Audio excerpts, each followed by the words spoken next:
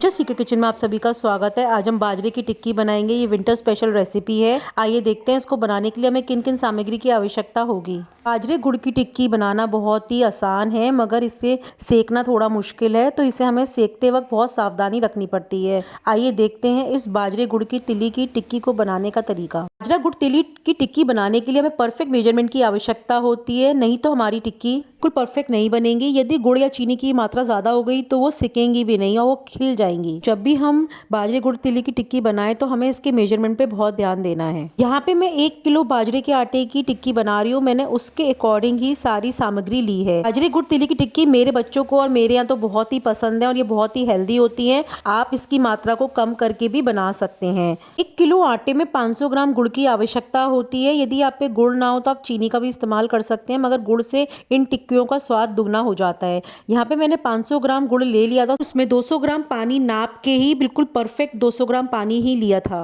उसके बाद उसे हमने गुड़ में डाल दिया था और इसे हमने गैस पे पिघला लिया था।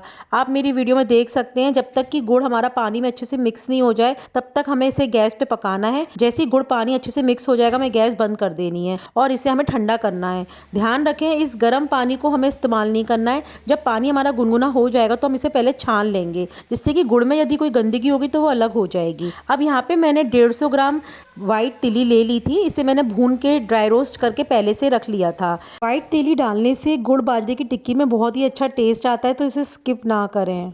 व्हाइट तिली को आप पहले से भून के रख लें और उसे इस आटे में पहले मिक्स कर दें। उसके बाद जो हमने गुड़ का पानी तैयार किया है उसे धीरे धीरे अपने बाजरे के आटे में मिक्स करते जाएंगे। आपको ध्यान रखना है कि एक साथ सारा पानी नहीं डालना है, क्योंकि कभी कभी बाजरे के आटे के ऊपर भी डिपेंड करता है। वैसे मैंने जो आपको मेजरमेंट दिया है बिल्कुल परफेक्ट है। 1 किलो आटे में गुड़ और पानी का रेशियो ये बिल्कुल परफेक्ट मेजरमेंट है। इसी मेजरमेंट से मैंने अपने घर में ये बाजरे की टिक्की तैयार करी है। मैं आपको बिल्कुल परफेक्ट मेजरमेंट्स के साथ अपनी रेसिपी शेयर करती हूँ। आप मेरी रेसिपीज मेरे बताए हुए मेजरमेंट के साथ ट्राई कर सकते हैं। आपकी रेसिपीज भी बिल्कुल परफेक्ट बनेंगी, जैसी कि मेरी वीडियोस में दिखाई देती हैं। यदि आप मेरी टिप्स और ट्रिक्स और मेजरमेंट को ध्यान में रखेंगे तो आपके घर भी बाजरे की टिक्की इतनी परफेक्ट बनेगी जैसी कि मेरी वीडियो में दिखाई दे रही हैं। अब आप देख सकते हैं कि हमारा पानी बिल्कुल नहीं बचा है और मेरा आटा भी बिल्कुल लग के तैयार हो चुका है। मैं यहाँ पे आपको एक टिप शेयर कर रही हूँ। यदि आपको लगे कि आपका आटा थोड़ा चिपचिपा ज़्यादा हो गया है तो इसमें आप थोड़ी सी सूजी मिला सकते हैं, जिससे हमारा जो आटे में चिपचिपापन है वो कम हो जाए। लेकिन मेरे को बिल्कुल भी आवश्यकता नहीं पड़ी है। अब आप देख सकते हैं हम आटे को हल्का सा घी लगा लगा के उसे मसल के बहुत चिकना डो बना के तैयार कर लेंगे। अब आप मेरी वीडियो में देख सकते हैं मेरा डो लग के तैयार हो चुका है। अब मैंने इसकी छोटी छोटी टिक्कियाँ बना ली हैं और मैंने गैस पर घी गर्म होने रख दिया है। यदि आप चाहें तो ऑयल में भी इन टिक्कियों को सेक सकते हैं। यहाँ पे मैंने घी का इस्तेमाल किया है क्योंकि ये बहुत ही अच्छी मिठाई बन के तैयार होती है, तो मैं इसे घी में ही बना के तैयार कर रही हूँ और ये बच्चों को तो बहुत ही पसंद आती है। सबसे पहले आप एक टिक्की डालकर देखें। घी हमारा गर्म होना चाहिए। ध्यान रखें कि घी या तेल हमारा ठंडा नहीं होना चाहिए, ना ही हमें इसे धीमी आंच पे सेक के तैयार करना है। ये टिक्कियाँ तेज आंच पे सेक के तैयार की जाती हैं। यदि आपको लगे थोड़ा सा कच्चापन है तो जब ये थोड़ी सिक जाए उसके बाद ही हमको गैस लो करनी होती है, क्योंकि चीनी या गुड़ घी में जाके फैलता है। तो ध्यान रखें कि आप इसे बिल्कुल धीमी आंच पे ना डालें।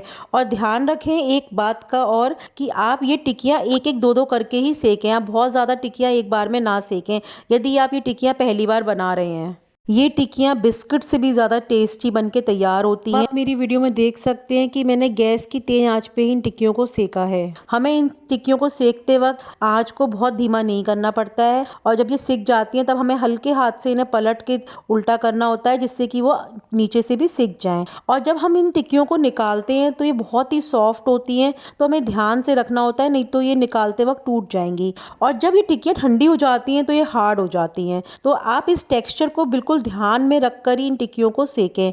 मैं आपको परफेक्ट मेजरमेंट्स और इस टिक्कियों को बनाने के टिप्स दे रही हूँ, जिन्हें आप ध्यान रखेंगे तो आपकी टिक्कियाँ भी बहुत ही परफेक्टली गोल्डन ब्राउन सिक के तैयार होंगी। अब आप देख सकते हैं मेरी सारी टिक्कियाँ सिक के तैयार हो चुकी हैं और ये बहुत ही खस्ता बनी है। आप देख सकते हैं मेरी वीडियो में कि मैंने इनके अंदर कोई भी चिकनाई नहीं डाली है, क्योंकि इसमें गुड़ की मात्रा ज़्यादा है। यदि हम इसके अंदर कोई चिकनाई डालेंगे आटे में, ये घी या तेल में जाकर खिल जाएंगी।